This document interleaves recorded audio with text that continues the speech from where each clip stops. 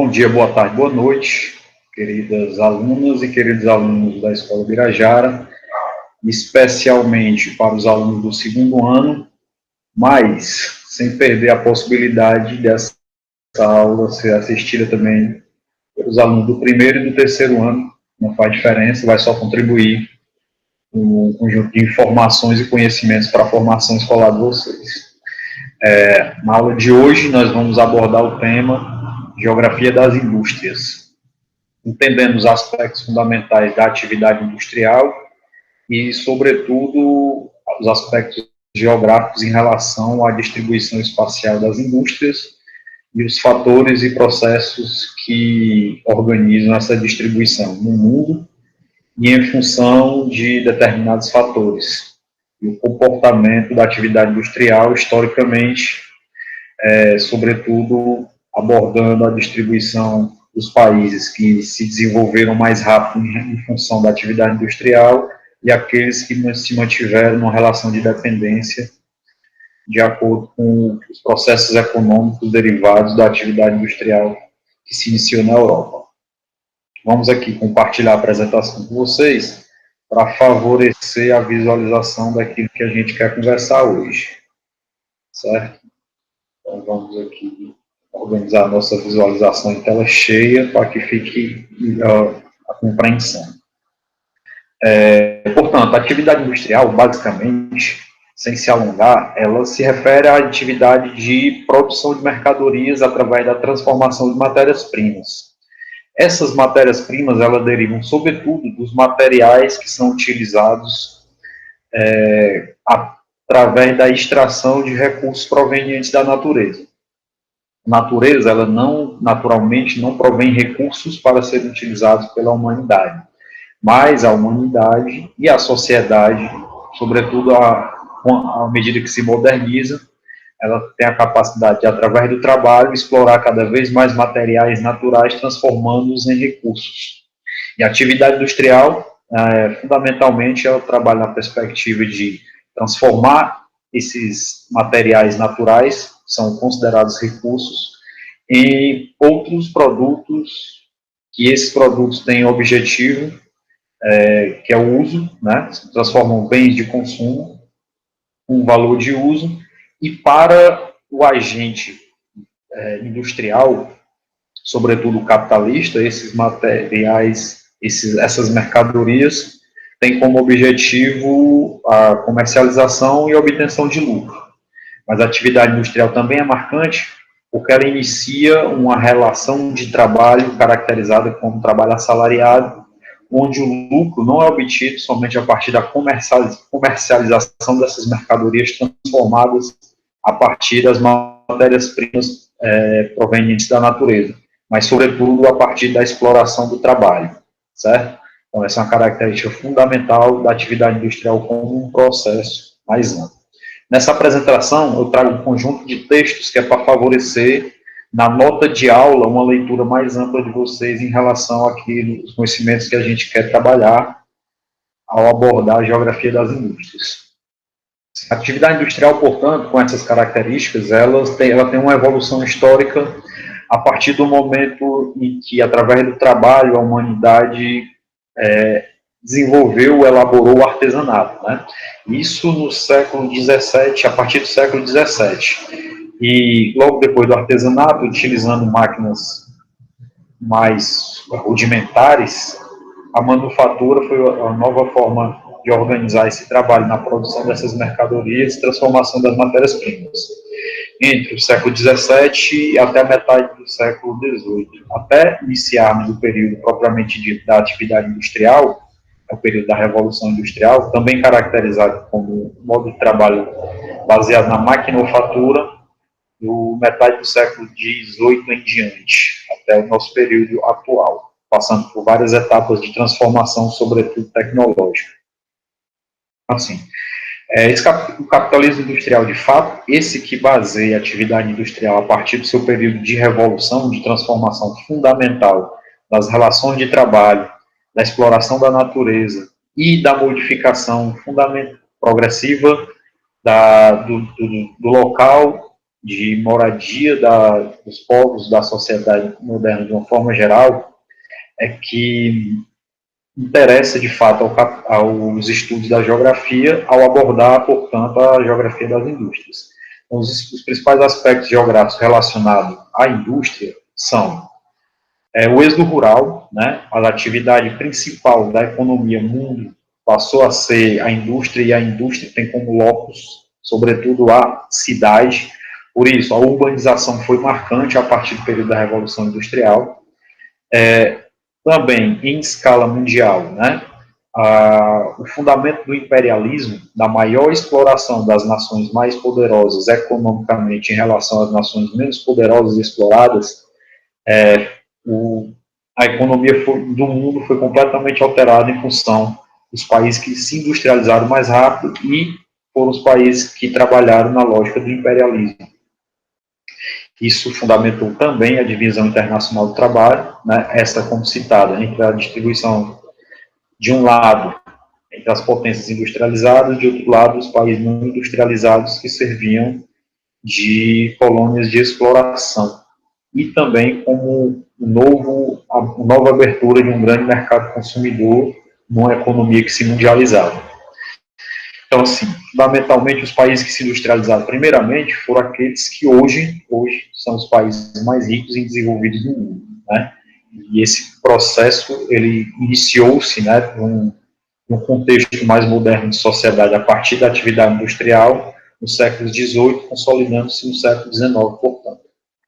Então, assim, esse mapa do mundo, essa figura representativa do mundo, ela traz, né, com alguns dados que precisam ser corrigidos, a distribuição atual da divisão internacional do trabalho, com essa classificação dos países em relação ao seu nível de desenvolvimento.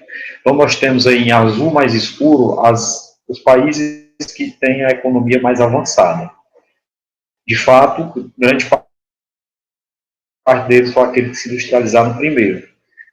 Em destaque, a região ocidental da Europa, ou Europa Ocidental, né, a parte central superior do mapa, América do Norte, sobretudo Estados Unidos, mas também o Canadá, a região da Austrália, o Japão, e nessa figura aqui também tem a Coreia do Sul, e a China fica de lado nesse processo porque ela é caracterizada aqui nesse mapa como um país subdesenvolvido.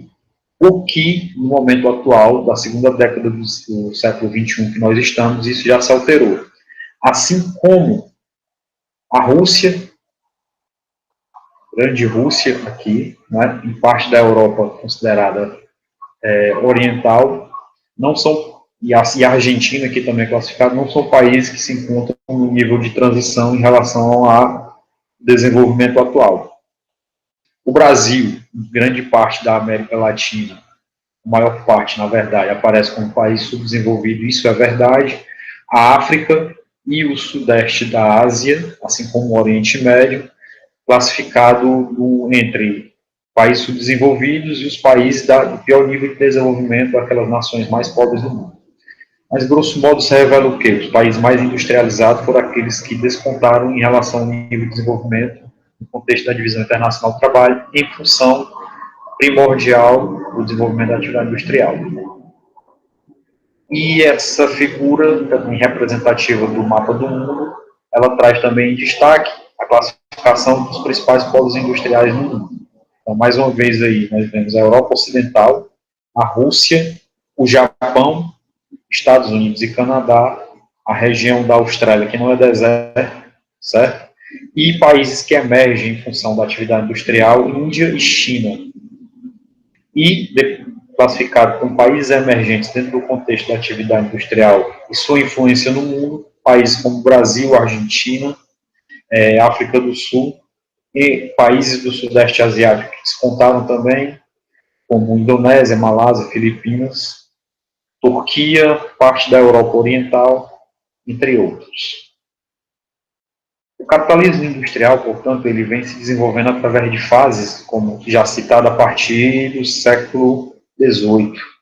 Então, assim, a primeira revolução industrial, né? Quem temos como marco aqui nessa figura, o ano 1780, não é possível precisar, né, marcou a primeira revolução. A segunda revolução, já tendo como marco o ano de 1870, isso já no século XIX, a terceira revolução industrial em meados da década de 60 do século XX, 1960, e a quarta revolução industrial do ano 2010 em diante. É importante ressaltar que a marca geográfica desses períodos, primeira e segunda revolução industrial, é o imperialismo, e da terceira e quarta revolução industrial, a mundialização da economia, também entendida como a globalização. E nessa figura, o destaque aos principais insumos tecnológicos e energéticos utilizados na produção industrial. A primeira revolução industrial utilizou o vapor, ou, na verdade, para poder colocar em funcionamento as máquinas a vapor. A segunda revolução industrial, a eletricidade, mas também combustíveis fósseis como petróleo. O vapor, na primeira revolução industrial, também utilizava combustível fóssil, mas, no caso, a predominância era do carvão mineral. Terceira revolução industrial, recursos tecnológicos já se despontam frente aos recursos energéticos. A computação, né, e a robótica, ela domina esse período da terceira revolução industrial, consolidando-se, portanto, na quarta revolução industrial, a partir do elevado nível de conhecimento, inteligência, ciência e técnica aplicado na produção industrial, né? Aqui, tendo como rótulo a inteligência. Então, assim, como citei anteriormente, trago aqui algumas figuras, alguns slides que eles trazem um nível de informação mais detalhado para contribuir com a leitura de vocês na nota de aula. Certo? Da primeira Revolução Industrial, tendo como base a Inglaterra.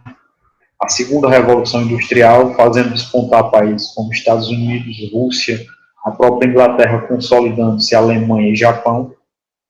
O período da globalização, referente à terceira Revolução Industrial, sobretudo após a Segunda Guerra Mundial, década de 50 do século XX em diante. E a quarta Revolução Industrial, fundamentalmente o período que nós estamos passando agora, de super desenvolvimento científico e tecnológico, o uso da informação e do conhecimento técnico-científico para ampliar a capacidade da indústria em termos de produtividade.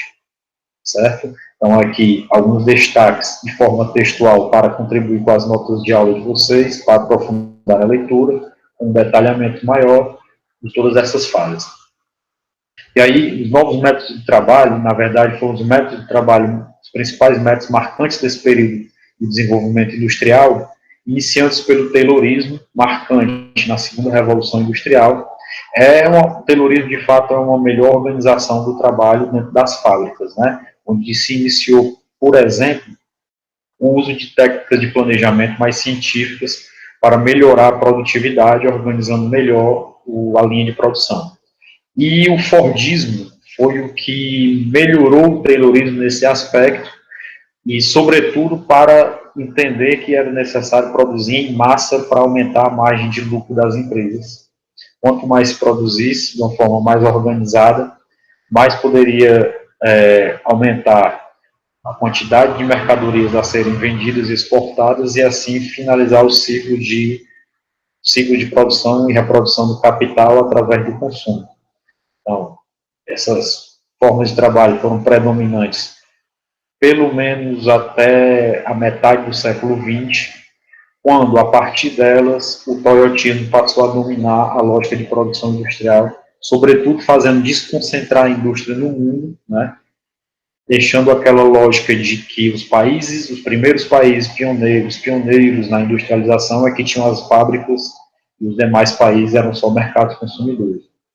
Com o toyotismo, uma forma mais inteligente de organizar a produção industrial, tudo ajustado no tempo e no espaço, com a desconcentração da indústria para onde a empresa pudesse obter mais lucros, né, com menor salário, regiões de menor salário, mais próximo de matérias-primas, que diminuiu o custo de transporte, né. Você subdividiu a produção industrial em praticamente todos os continentes do mundo, onde melhor oferecesse condições para ampliar-se a reprodução do capital, o lucro, e, consequentemente, aumentar a riqueza dessas grandes empresas, sobretudo as grandes corporações industriais transnacionais da atualidade. Então, a produção flexível é justamente isso. Não desperdiçar e aproveitar ao máximo o que aumenta os lucros e diminuir ao máximo aquilo que gera custos para a produção. Então, eu trago esquemas explicativos aí para melhorar a leitura de vocês no momento posterior à observação da aula.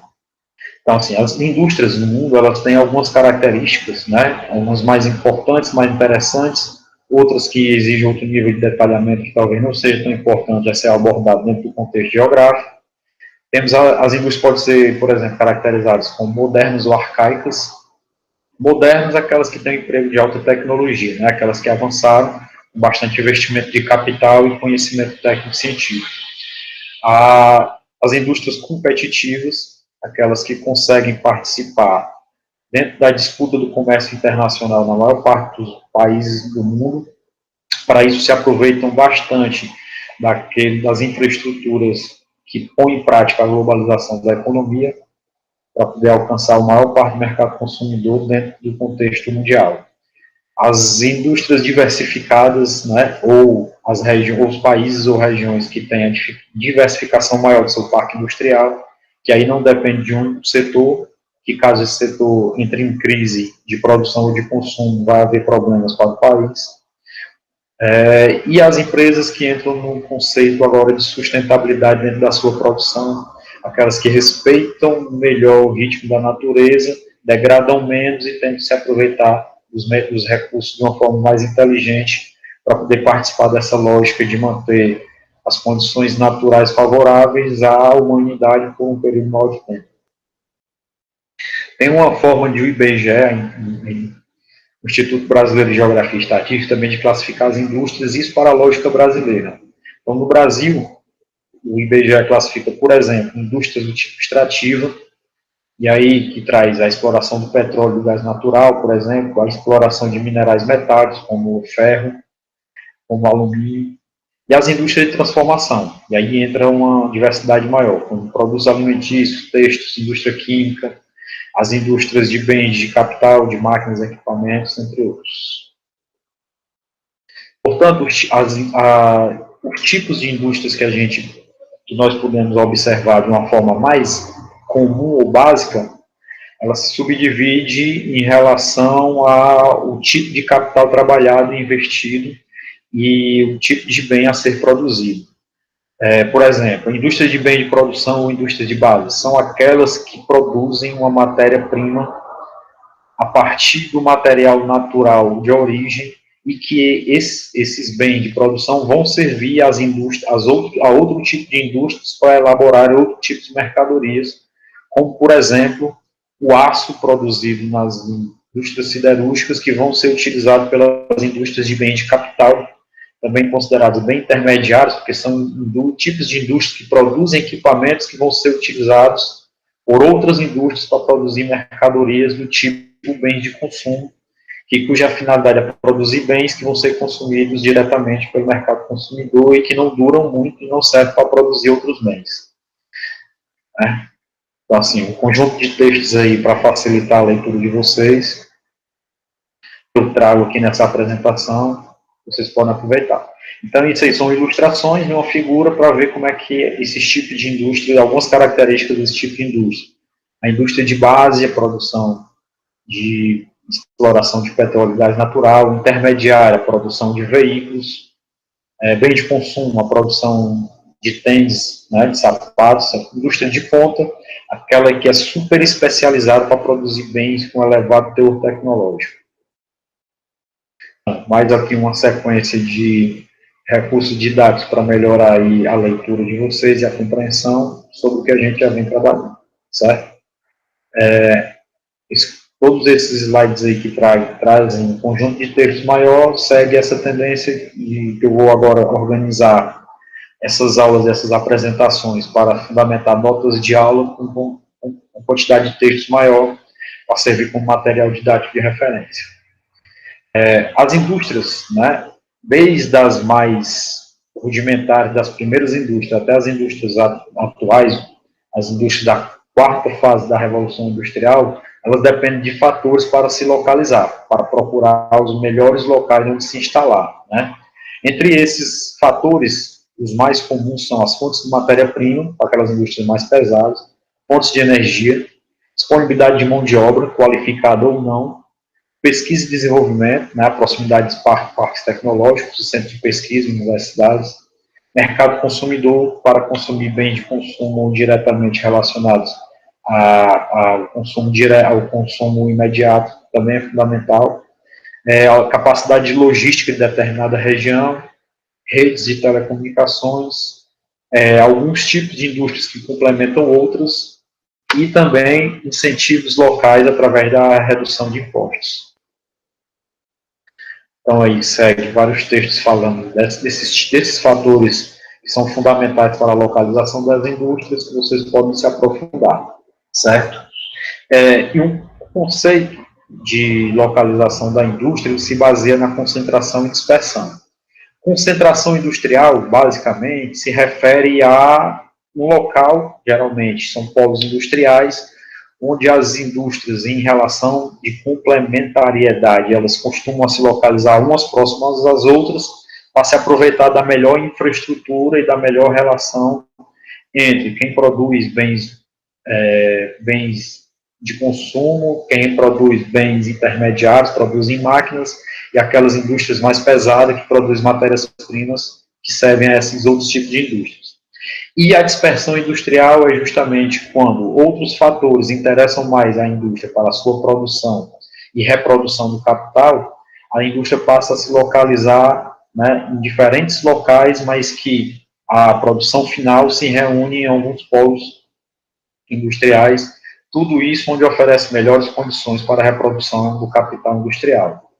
A concentração, indústrias que se aproximam para se complementarem, e a dispersão, quando a indústria vai atrás dos locais mais favoráveis para a produção de diversas etapas diferentes dentro do contexto de uma mercadoria exclusiva. Por exemplo, produção de veículos.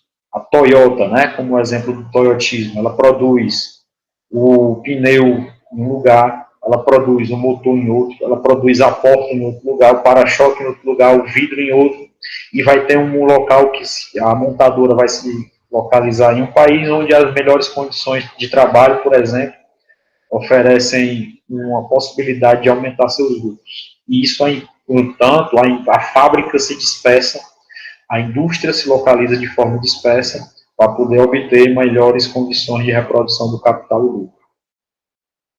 Um exemplo dessa dispersão são os tecnopolos, né? Além da dispersão relacionada a fatores de localização, são as indústrias de ponta que passam a se localizar próximo aos centros de desenvolvimento científico e tecnológico, sobretudo nos Estados Unidos, na Europa Ocidental e no Japão, e agora, mais atualmente, Coreia do Norte e China entram nesse circuito de abrigar os maiores tecnopolos.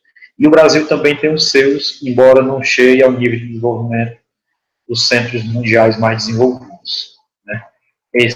Essa figura traz a representação do mapa mundi e a distribuição a maior quantidade de tecnopolos por localização no mundo, né? Como eu disse, a localização primordial nos Estados Unidos, na Europa Ocidental, no Japão. Nós também encontramos na Austrália, no Sudeste da Ásia e alguns no Brasil. Então, a indústria no mundo. Quando fala em indústria no mundo, quer falar de como nós iniciamos essa discussão ao mostrar quais foram os primeiros países a se industrializar e por que eles representam os países na atualidade, além de ser os mais industrializados do mundo, aqueles que comandam a economia do mundo, porque também são os mais desenvolvidos. Então, os primeiros países a se industrializar são classificados como de industrialização clássica ou original, né? Os países que participaram da primeira e da segunda revolução industrial, por exemplo. Os países de industrialização planificada, aí ela já, essa classificação faz uma relação mais direta com os países que tiveram a sua industrialização baseada na organização de uma economia planificada a partir da União Soviética e seus países que faziam parte do bloco socialista a partir do final da Segunda Guerra Mundial.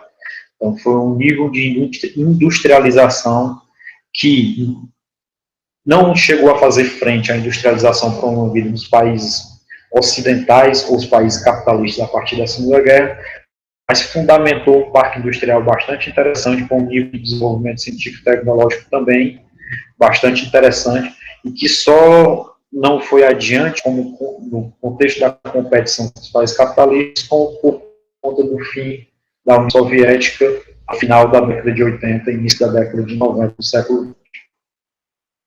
E aqueles países que têm industrialização tardia ou periférica são os países subdesenvolvidos industrializados, como exemplo o Brasil, a Argentina, o México, a África do Sul, a Índia, né? A Coreia do Sul já sai desse contexto para entrar dentro de um contexto de uma industrialização emergente e em transição de país desenvolvido de fato. Essa figura representativa do mapa mundo e a dispersão industrial da indústria em escala global, ele ressalta e ratifica informações em relação aos mapas que nós iniciamos essa apresentação, essa aula, certo? São os polos industriais hegemônicos, Estados Unidos, Europa Ocidental, Japão, Austrália e Rússia. São aqueles emergentes, China e Índia, sendo que a China já está despontando para ser um polo hegemônico industrial, de certa forma, a disputar com os Estados Unidos essa hegemonia no mundo nas próximas décadas. E aqui em verde, os países que são considerados de industrialização emergente, são os países subdesenvolvidos e industrializados. As principais regiões industriais no mundo que seguem a mesma tendência dos mapas anteriores, né? Estados Unidos, Europa Ocidental, Japão, China, Coreia do Sul, Austrália e Rússia, principalmente. Brasil, seu polo industrial mais significativo na região sudeste e também na Argentina. E, por fim, algumas paisagens industriais para ilustrar o que nós estamos discutindo sobre a geografia das indústrias. Aí o exemplo de uma indústria de base, né, um complexo petroquímico na Europa. Aí empresas do chamado Vale do Silício nos Estados Unidos, a indústria de ponta, né, essa que faz parte da quarta revolução industrial, de elevado desenvolvimento científico e tecnológico. E aí, só um exemplo de um espaço dentro de uma fábrica, no momento atual, como é que se organiza. E aí é um exemplo de uma indústria do tipo de bens de capital, né? Uma indústria de máquinas agrícolas, que elas vão servir ao agronegócio, portanto, é uma indústria de bens intermediários. Finalizo essa aula desejando a todos vocês que estudem bastante, mesmo nesse período difícil de pandemia. Eu acho que nós temos muitos esforços aí pela frente e que todos esses esforços serão recompensados e que estudar é fundamental para isso. Encerramos aqui a nossa aula, certo? Interrompendo o compartilhamento, voltando para a nossa apresentação, aliás, para a apresentação do professor diretamente falando com vocês. Desejo um bom dia para quem está assistindo de dia, uma boa tarde, boa noite, e até nossas próximas aulas.